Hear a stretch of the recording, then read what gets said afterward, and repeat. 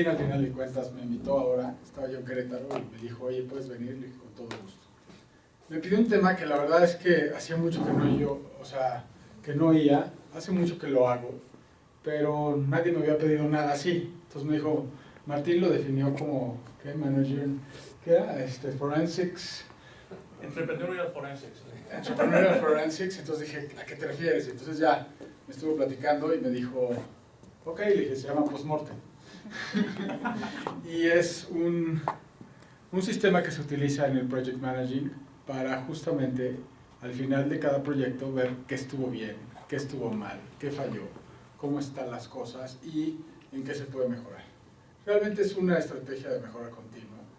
La verdad es que es algo muy sencillo de hacer, pero creo que al final del día, para los proyectos que llevan aquí, creo que les puede servir mucho, porque al final de cuentas es un aprendizaje de todos, ¿no? De toda la parte del equipo. A ver, ¿qué? Catalina me critica por mis slides. Ella como buena ingeniera le gusta con muchas gráficas, con muchos números. No, a mí no, a mí me gustan así. Entonces, postmortem significa lecciones aprendidas. ¿Qué vamos a entender aquí? Que nosotros vamos a aprender de todo lo que pasó en el proceso. Y es un sistema bien sencillito y bien divertido. O sea, es casi como jugar en el kinder porque se hace con post-its y lo haces en el pizarrón. Entonces aquí lo que me pidió Martín es que les dijera más o menos cómo se tiene que hacer. Y ya después les platico de un par de ejemplos que yo utilicé en el aeropuerto. En el aeropuerto de la Ciudad de México, y seguramente a casi todos de ustedes les han tocado los camioncitos que te llevan al avión, esos eran míos. Ese fue un proyecto que yo empecé de cero y lo llevé a ser una de las empresas más eficientes del ecosistema de aeropuertos de Latinoamérica, porque al final del día el aeropuerto de la Ciudad de México es el más importante.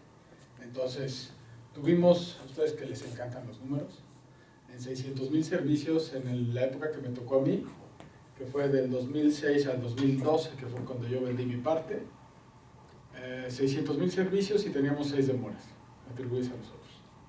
Entonces nos volvimos así como el estándar de operación en el AIGM. Entonces lo usábamos, la verdad es que me gustaba mucho usarlo, porque cuando habíamos tenido alguna de esas 6 demoras, cuando tuvimos algún accidente y sobre todo cuando teníamos, pues imagínense, te vigila todo el mundo te vigila operaciones del aeropuerto, te vigila la policía fiscal, la policía federal, operaciones de la torre de control, todo el mundo te está vigilando para ver qué haces mal. Entonces, cualquier detallito, cualquier choque, cualquier cosa se vuelve un show.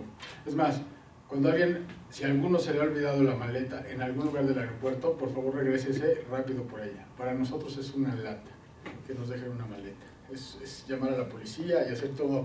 No sé si vieron Monster Inc., más o menos es como se tiene que poner la cosa. Entonces, la verdad es que sí. Entonces, bueno, ¿qué buscamos? ¿Qué buscamos con esto del postmortem? Buscamos mejoras, buscamos reducir riesgos futuros y sobre todo necesitamos mejores prácticas. ¿Qué es lo que nos va a dar esto? Pues es muy sencillo. ¿Cómo estás? Pues lo que estamos buscando es realmente eso.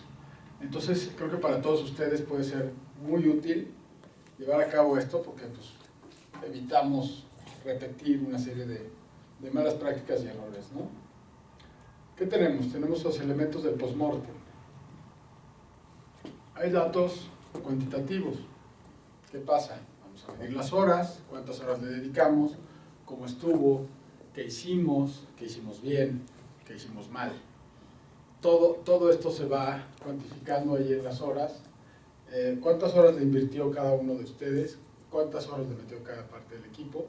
Entonces sobre eso se va a cuantificar y eso nos puede dar una cuantificación en dinero. Al final, la hora de cada uno de ustedes vale y pues habrá unos que valga más y habrá otros que valga menos, pero a fin de cuentas, cuando necesitamos hacer un postmortem de un proyecto fallido, es bien importante saber cuánto nos costó. Y en este caso, yo creo que mi parte de itamita me sale ahí y entonces, bueno, pues hay que reducir y eficientar y minimizar las pérdidas, ¿no? En este caso, pues bueno, el dinero el dinero nos impacta y lo que hacemos es cuantificarlo por horas y por malas acciones. ¿Qué nos pasó? ¿Hacia dónde lo llevamos? ¿Y cómo estuvo? Tenemos la otra parte, los datos cualitativos. Aquí la traducción dice accionistas. La verdad es que es stakeholders, que es personas con cierto interés en la empresa, no necesariamente los accionistas. Entonces cualquiera de ellos que se ve afectado en su dinero, en el valor de sus acciones, siempre te va a reclamar por qué un proyecto no salió. ¿Y por qué no salió? Entonces hay que muchas veces justificar el por qué no salió. Tenemos la otra parte que está muy enfocada a la satisfacción del usuario. En este caso, con el ejemplo que yo les voy a poner, o los ejemplos que les voy a poner de usuarios de aeropuerto que son pasajeros que necesitan llegar de un punto a otro, pues la verdad es que eso se vuelve crítico, porque entonces también muchas veces te pega en la calidad, en el servicio, en que se quejen, en que manden el mail al director general para decirle que hiciste algo mal, ¿no? Entonces, esa es la otra parte. Los datos cualitativos creo que se vuelven también importantes en términos, o sea, digamos que directamente relacionados con el equipo, con la moral del equipo. O sea, en este caso tienes que cuidar mucho esta parte donde tu gente se puede ver, en este caso, ¿cómo les digo? Se sienten mal, por decirlo de una buena manera. Se sienten mal y pues eso le pega al final del día a la moral completa del equipo y entonces nos empieza a ocurrir. Pregúntenle acá cómo nos quedó mal nuestra primera mentora para el Novi y entonces bueno, tuvieron que agarrar una de reserva que pues creo que no nos sirvió de mucho, pero bueno. Y es eso, básicamente ahí, ¿qué pasó? ¿Cómo estuvo? ¿Qué estuvo mal? ¿Cómo lo llevamos a cabo? Es muy sencillo, es casi como jugar, como les dije. Tenemos una junta que va a incluir vamos a suponer que sea un proyecto pequeño donde haya hasta 10 miembros del equipo, vamos a incluirlos a todos tienen derecho a decir lo que se les dé la gana, bueno, más bien a escribir, porque lo van a escribir en un post-it, y entonces el que va a moderar el asunto, que normalmente, y lo que recomendamos es que sea un externo, o sea, nadie del equipo, sino un externo le pidan el favor al vecino del cubículo que por favor venga a ayudar, y entonces lo que van a hacer es van a dividir el pizarrón en 3 partes. Las partes de lo bueno que se hizo, lo malo que se hizo y lo que se dejó de hacer. Entonces ustedes van a dividir el pizarrón en 3 partes y entonces la gente va a llenar su post-it contestando las 3 preguntas, ¿no? ¿Qué se hizo bien? ¿Qué se hizo mal? ¿Y qué faltó?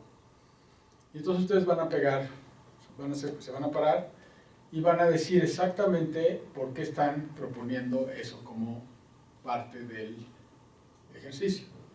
Y entonces tienen que pasar al frente, pegar sus post-its y decir, yo creo que esto faltó por, y dan toda su lección. Normalmente lo que hacemos es que se puede grabar el evento y entonces puede resultar mucho más fácil porque de ahí tomas las notas. Y entonces ya con eso lo que tienes es toda la información que necesitas plasmada en el pizarrón en post-its para poder decir, ok, este es el panorama exacto del por qué creemos en este equipo que fallamos, ¿no? Entonces, esa parte es muy fácil, pero luego viene la parte un poco complicada porque pues necesitan también autocriticarse, ¿no? ¿Y por qué lo hicimos mal? Y entonces ahí es donde viene ya la parte un poco difícil, porque entre ustedes mismos, voluntariamente, tienen que decir si eso falló y si ustedes son los responsables, ¿no? Yo creo que es la parte más complicada porque pues nadie quiere tener una responsabilidad que puede costar dinero. Entonces, pero en este caso, si el equipo está bien conformado, que esa es la otra parte que necesitamos definir desde el principio, y si el equipo se siente equipo, pues no va a pasar ningún problema. O sea, sabemos quién tuvo la culpa y pues esa gente podrá reconocerlo. Entonces, sí les pido que en esa parte pues sean bien críticos y bien sinceros. Si logran esto, o sea, si se logran todos esos elementos, el post-mortem funciona. Porque entonces vamos a tener todos los elementos que necesitamos para poder definir cuáles son las fallas, mejorar y que no se vuelvan a repetir. Y en un momento dado, yo he visto casos donde lo conveniente después de una falla es deshacer el equipo, ¿no? Entonces, sí se puede llegar hasta ese punto y podemos jugar con todo lo que hay en el Inter. ¿Qué más? Cuando ya tienen todo esto, pues nos aventamos una lluvia de ideas, ¿no? Donde, ¿qué podemos hacer para mejorar? ¿Qué podemos hacer? Nos deshacemos como equipo. Es como cuando tienes una banda de rock. Pues llega un punto donde pues o sigues y grabas un disco, o agarras tus cositas y te vas, cada quien a su casa, ¿no? En el 89, yo era parte de una banda que a la postre se llamó Fobia, y justamente ese día decidimos que cada quien por su lado. Entonces, por eso les digo, o sea, se hace el brainstorming, tú agarras y dices, ¿sabes qué? Esto no va a funcionar, y pues cada quien agarra su camino. Entonces, a veces me arrepiento. Me gustaría ser parte de Moderato, no de Fobia, pero bueno. Mira la parte de la estructuración. Ya cuando sabemos qué estuvo mal, qué se puede cambiar, qué se puede mejorar, qué podemos hacer, podemos estructurar el próximo proyecto desde el principio. Y entonces aquí nos va a dar todas las herramientas para que lo podamos hacer. Entonces creo que esa es la parte también que funciona bastante bien de este método, donde ustedes van a tener la posibilidad de saber cómo actuar para el siguiente. O sea, ustedes personalmente, a eso me refiero. O sea, ya van a poder saber en qué fallaron o qué hicieron que no debieron hacer, o cómo se comportaron, o si no aguantaron la presión, o si de plano no les gusta trabajar con esta gente, ¿no? Entonces, creo que esta parte les puede servir muchísimo, la parte de estructuración, donde ya se define cómo se va a funcionar en el siguiente proyecto. Hay una parte evidentemente normal, donde viene un análisis final, donde vamos a decidir exactamente si seguimos o no seguimos. Ese yo creo que es uno de los puntos más drásticos en este sentido, ¿no? O sea, vamos a, seguimos, no seguimos, qué estuvo mal, se hace todo esto y lo plasmamos en un reporte, que ese es el que nos va a servir para tenerlo en la oficina todo el tiempo y poder ir a acudir a él y ver exactamente cómo estuvo y dejar una memoria histórica para los siguientes que vengan, para el siguiente equipo que se conforme, para cualquier otro, para que puedan entender que se dieron una serie de fallas, dada una serie de acciones que se tomaron en su momento. Entonces, es una cuestión también, creo que es esto que les traje hoy, que me pidió Martín, es un poco, yo entiendo, lógico, pero si lo estructuran de esta manera les va a funcionar muy bien. Entonces, les planteo un caso real, porque esa es la otra cosa que Martín me dijo que les gustaban, los casos reales, ¿no? Entonces, imagínense que para la certificación de los aeropuertos tienes que llevar a cabo un simulacro cada 2 años. Esa es la manera como que los aeropuertos, de acuerdo a las legislaciones internacionales, obtienen una certificación de seguridad. Entonces, por ahí del 2000, ¿qué sería? 2009, 2010, nos tocó que le pusieran una bomba a mi camión. Digo, era un simulacro, ¿no? Pero imagínense pedazos de brazos tirados y teníamos extras que se tiraron así, todos llenos de sangre y todos rotos y ya saben, estuvo realmente divertido. El punto es que ahí lo importante era justamente el post-mortem, porque pues empezamos a levantar a los muertos, empezamos a ver cómo se iba a hacer, entraron en funcionamiento los del CREI, que es los bomberos, entraron la policía, entró todo el mundo. Y entonces al final lo valioso de este caso era que realmente hacíamos el post-mortem para saber cómo habían actuado, quién había entrado primero, cómo habían atacado el problema, quién fue el primero que dio la alarma. O sea, tuvimos que ver uno por uno los elementos y las acciones que se dieron en el momento que que disparamos el simulacro, porque además pues lo tuvimos que hacer como que a un ladito del aeropuerto, o sea, dentro del aeropuerto, pero no evidentemente en la posición 23, porque imagínense que ustedes vienen llegando de viaje y ven todo ese asunto. Entonces los simulacros los teníamos que hacer así como a un ladito. Y entonces sí fue así como lo tuvimos que hacer. La verdad es que el resultado se plasma en un reporte que se presenta ante la OASI para obtener la certificación. Entonces sí se puede volver algo realmente importante el hacer un post-mortem de todo lo que sucedió en ese momento. Entonces quería dejarles esta imagen del ¿cómo se llama? Del aeropuerto, imagínense en el camión una bomba y todos tirados y todos rotos. Y al final fue lo que nosotros aportamos en ese sentido. Y ese fue un post-mortem que sirve para una certificación. Estuve pensando también, había veces, una de las demoras, hicimos un análisis post-mortem, y pues resultó que teníamos que ver todos los elementos que influían y que podían a nosotros darnos esa demora. ¿Qué significa una demora? Pues en principio son 250,000 pesos, pero no solo es eso, sino que es un poco el que vas generando un delay en todos los aviones, ¿no? O sea, el que se va, por eso cuando de repente vuelan y tienen 40 minutos ahí esperando el siguiente, o sea, poder despegar, es justamente por eso, se va generando un delay y lo que empieza como 4 minutos, al final del día es 1 hora. Entonces, en este caso, estuve pensando en una de las demoras que hicimos un post-mortem y ahí lo que resultó es que el chofer había ido al baño. No podíamos hacer como que gran cosa, ¿no? Pero bueno, al final del día nadie se preocupó por ver, o sea, que ese camión saliera a tiempo para que me entiendan, la demora en este caso se toma en el momento en que el pasajero se baja del camión y pisa antes de subirse al avión. En el momento que pisa ahí, se corta el tiempo. Aunque se tarde 1 hora en abordar el avión, eso ya no le importa a nadie. Pero por lo menos para nosotros, en ese momento se acababa la demora. Entonces, cuando hicimos este post-mortem, entendimos que pues había que tener cuidado con eso y entonces evitamos, o sea, lo que teníamos era operadores, así como si veían que el camión no salía por alguna razón y no estaba el operador, pues preguntar de inmediato y vámonos, ¿no? Tuvimos que modificar esa parte y eso fue muy al principio, entonces eso me dio la pauta para poder ir mejorando y que no se repitiera eso. Y pues les digo, al final fueron 6 demoras en 600,000 servicios. Entonces sí fue una época donde pues sí, controlamos muchas cosas y como eso teníamos juntas los lunes donde se hacían post-mortems justamente para ver exactamente qué había pasado y cómo estaba. Entonces, como les digo, un análisis post-mortem les puede ayudar muchísimo a entender dónde estuvieron las fallas y a mejorarlas. Entonces, preguntas. La verdad es que es un tema muy corto. Dime. ¿Qué pasaría si en el post-mortem ya no se encuentra nada que mejorar?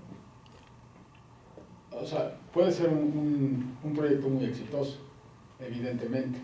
Y entonces, bueno, pues fue un proyecto que le podemos poner perfecto. O sea, todo se controló, no hubo delays. O sea, también lo puedes hacer, o sea, a lo que me refiero es que ustedes pueden hacer esta práctica como un estándar de estarlo haciendo, no porque salió mal, sino hacerlo como ya una parte donde siempre lo estén haciendo para ver si hicieron bien las cosas. Entonces te digo, sí puede ser muy perfecto, o sea, no nos salió nada mal.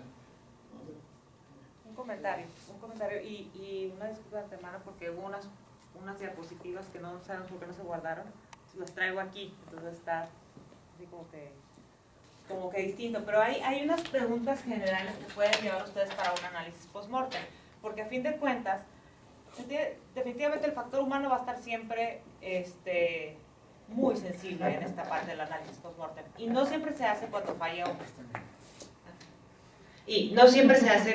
un proyecto.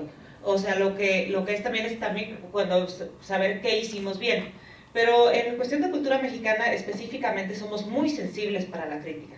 Entonces, al momento, y específicamente, si lo hacemos en post-mortem, si un proyecto falló, vamos a ver todos cómo le echamos la culpa a alguno y nos zafamos de todo lo demás. Entonces, para que no se vuelva, sobre todo al principio, cuando son los primeros que hacen, para que no se vuelva tan complicado un análisis post-mortem, lo que ayuda mucho es tener como una serie de preguntas específicas que responder. Y entonces es un poquito menos personal el análisis, sobre todo, como les digo, en la parte de la cultura mexicana, que lo tendemos a tomar muy personal.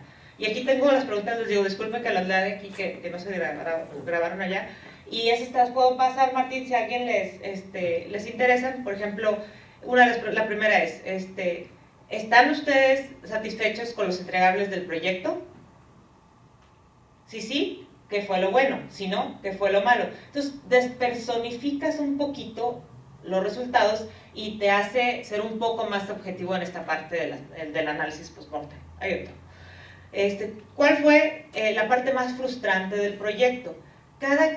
Definitivamente cada quien va quizás a responder en cuanto a su experiencia, pero también a lo mejor hay 3, 4, 5 personas que responden más o menos lo mismo y se puede sacar una conclusión un poco más objetiva de un proceso que puede ser un poco delicado. La siguiente pregunta, como decía Rubén, son preguntas a lo mejor muy sencillas, pero es más fácil cuando tienes como un listado de pasos o de preguntas a seguir, que son las que les puedo pasar a Martín, y las pueden tomar ustedes como base para el análisis de sus proyectos. Y otra cosa importante, no siempre se tiene que llevar a cabo cuando se concluye completamente un proyecto. Puede ser también, si es un proyecto muy grande, por etapas o por departamentos, que cada uno, ya sea antes de seguir a la siguiente fase para ver qué se puede mejorar, llevar a cabo este tipo de análisis, o que cada departamento, si es algún proyecto interdepartamental, lo haga para ver cómo mejora en sus resultados.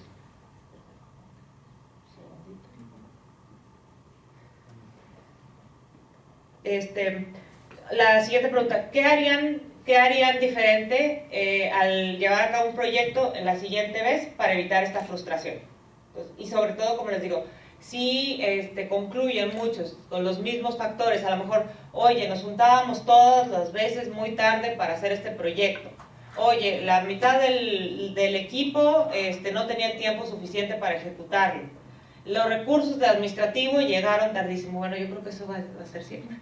Entonces eso a lo mejor no aplica. Pero bueno, es a fin de cuentas un punto que a lo mejor dices, oye, es un factor que se repite en cada uno de los proyectos que llevamos a cabo, pues cómo lo mejoramos. Otro, ¿cuál fue la parte más satisfactoria, ya sea profesionalmente o personalmente, del proyecto? Entonces también puede ser que haya sido la participación de alguien en particular, la interacción con un departamento distinto. Entonces, como les digo, no es nada más las cosas malas, también qué experiencias. Algo que venía en una de las diapositivas son las buenas prácticas, y creo que es algo de lo más saludable que puede salir también de un análisis post-mortem, las buenas prácticas para llevar a cabo un proyecto. ¿Cuáles procedimientos o procesos funcionaron particularmente bien? Como les digo, ahí lo que estamos haciendo con este tipo de preguntas es despersonalizar, porque si no, sí se vuelve a veces un análisis medio delicado. ¿Cuáles métodos o procedimientos fueron los más difíciles de llevar a cabo? ¿Cuáles fueron los que tomaron más tiempo? ¿Cuáles fueron los que trabajaron especialmente bien? Y entonces eso te ayuda como a identificar un poco los puntos de mejora o los puntos de más roce al llevar a cabo un proyecto. Y finalmente, dentro de las primeras preguntas generales, si pudieras cambiar algo de ese proyecto, ¿qué cambiarías? Y obviamente hay que ser todos muy maduros al contestar, ¿no? No va a ser al investigador líder, pues no, o sea, digo, la cosa es que sea una retroalimentación positiva y que realmente pueda servir para algunos otros proyectos. Esas, como les digo, son preguntas generales, quizás se oyen como muy teóricas, pero les digo, si las llevan a cabo siempre en equipo, se recomienda, como puso también Rubén en las diapositivas, que sean al menos entre 5 o 10 personas que realmente puedan hacer una aportación significativa para los resultados del proyecto. Dentro del plan del proyecto, ¿cómo se ejecutaron cada una de las fases? ¿En dónde se atoró? ¿Cuáles fueron los pasos que tomaron más tiempo o que hicieron que no cumpliéramos con la meta de tiempos? Como les digo, se ven muy sencillas, pero realmente generalmente no hacemos. Es como que enterramos, si algún proyecto no funciona, lo enterramos y siguiente paso. No queríamos saber nada de eso. O sea, a fin de cuentas se invirtieron recursos humanos, se invirtieron recursos materiales, recursos financieros, y es muy sano hacer este análisis. ¿Cómo pudimos haber mejorado nuestros estimados? ¿Qué se puede hacer en cuestión de planeación para siguientes proyectos? ¿Cuáles fueron los factores que subestimamos?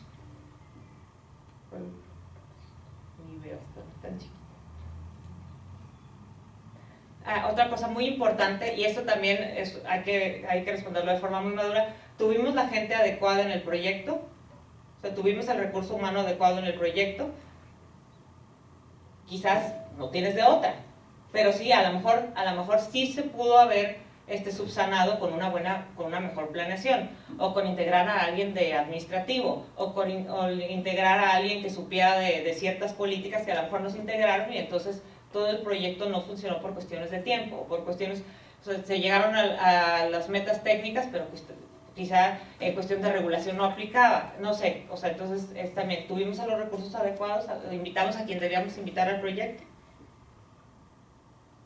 Y bueno, creo que más o menos son preguntas generales que pueden aplicar al hacer un análisis post-mortem y aplicándolo a todo este procedimiento que dijo Rubén, ¿no? Dentro de la parte del análisis, como les digo, si se les hace difícil hacer una confrontación en el equipo y creen que puedan salir más raspados que buenas prácticas, pueden llevar a cabo este tipo de cuestionario y ya nada más, pues entre todos, leer la respuesta y llegar a conclusiones generales.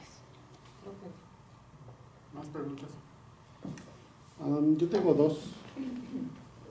Primero, no es implícito que la gestión del proyecto debe ser adecuada para que este análisis resulte fructífero. No, de hecho, entre más mal salga, más obtienes. O sea, No. ¿a eso te referías? No, me refiero a que, por ejemplo, cuando queremos saber, pusiste ahí una serie de parámetros como las horas Ajá, dedicadas y las horas cuestan. Sí, Pero si no tenemos una idea de cuántas horas que hicimos, entonces está difícil hacer este análisis por No, claro, o sea, ¿no? sí. Bueno, pero ahí lo que yo recomendaría es hacer un estimado. O sea, Pero se puede hacer una gestión correcta. Si haces sí, una claro, gestión correcta, si tienes los controles adecuados desde un principio y tomas lista y sabes más o menos, o cada quien aportó, o sabe cuánto aportó cada día, o de qué día a qué día trabajó, ¿no? Porque a lo mejor ahí, y ese es uno de los puntos que sí me gustaría, o sea, nosotros podemos haber trabajado 16 horas, pero el costo fue de 8, porque es lo más que podemos, lo que más que te van a pagar. Ujú. Entonces esa parte también la tienes que considerar. ¿Cuándo trabajaste y cuánto trabajaste? Y hasta cuánto te pueden dar de horas extras, porque entonces si no, pues es inválido ciertos parámetros, porque pues a lo mejor trabajaste 16 horas reales y pues nada más puedo cuantificar 8 más 2. Ok, entonces del análisis post-mortem saldrán las malas prácticas de gestión.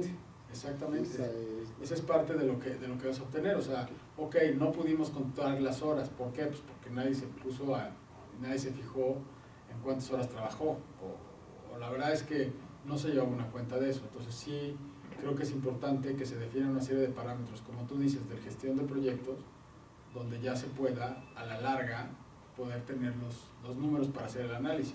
Porque si no, digo, ahorita por ejemplo estoy trabajando con la Oficina de Transferencia de Tecnología del Estado de Morelos, que está ahí con el Consejo de Ciencia y Tecnología Estatal.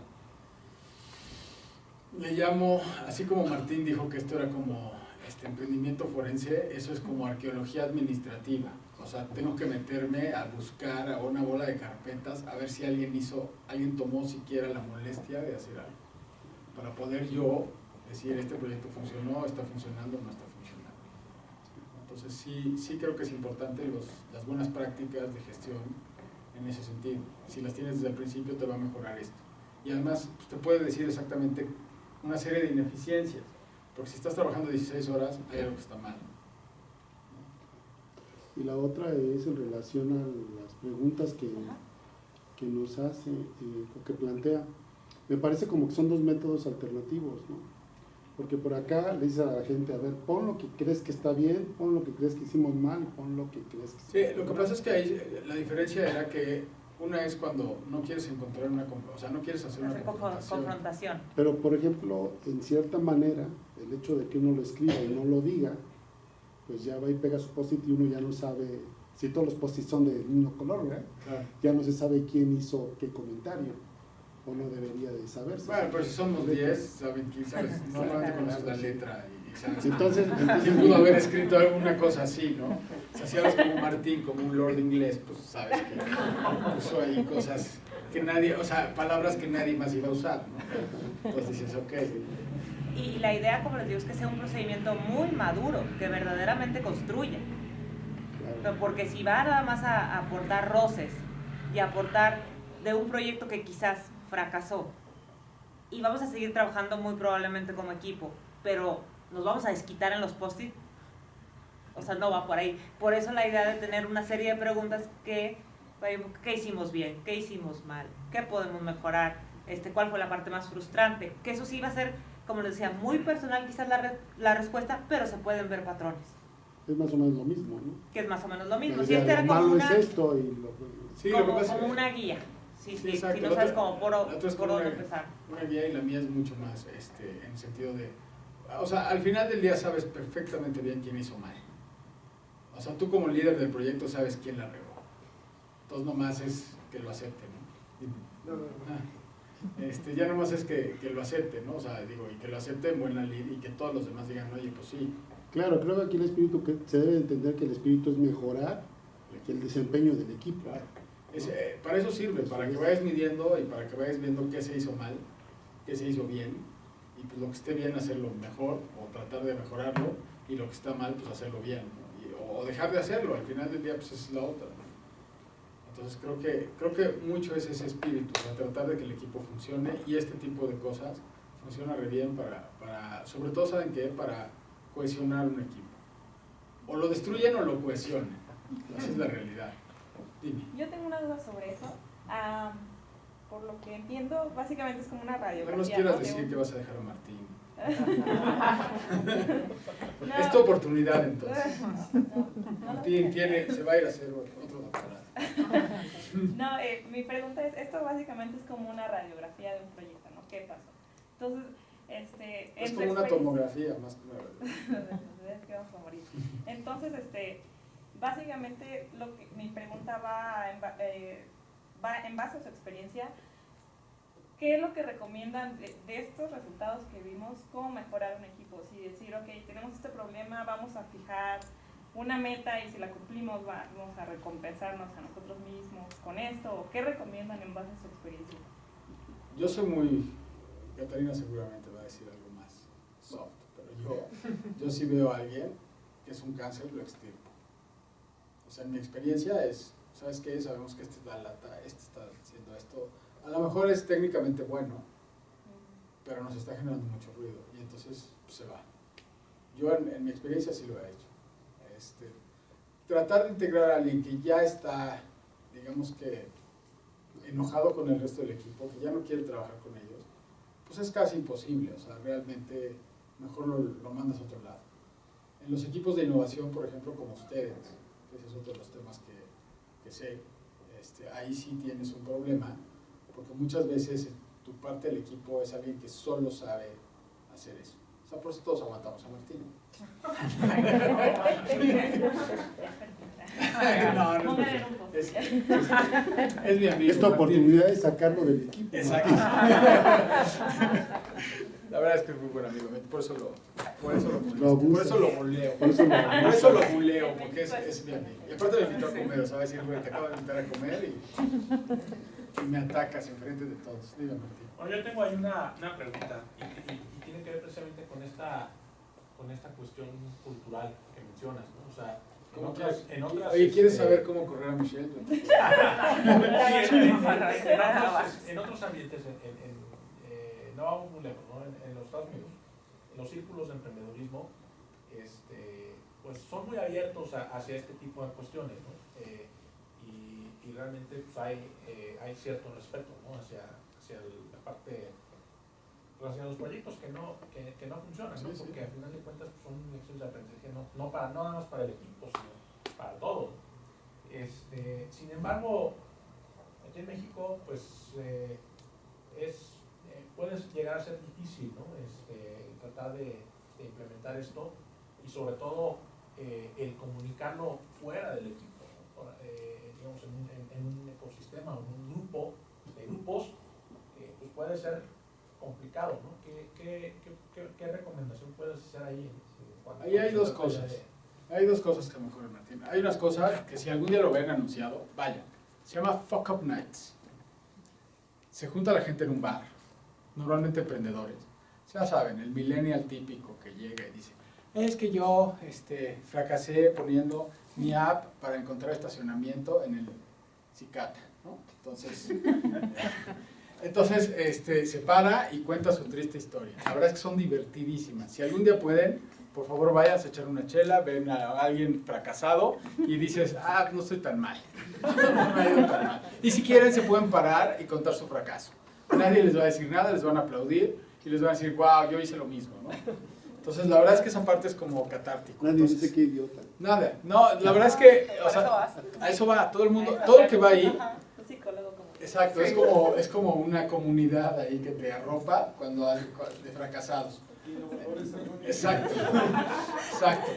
Y por el otro lado, yo creo que, o sea, digo, lo tomo un poco en broma porque eso existe, el Fuck Up Night existe.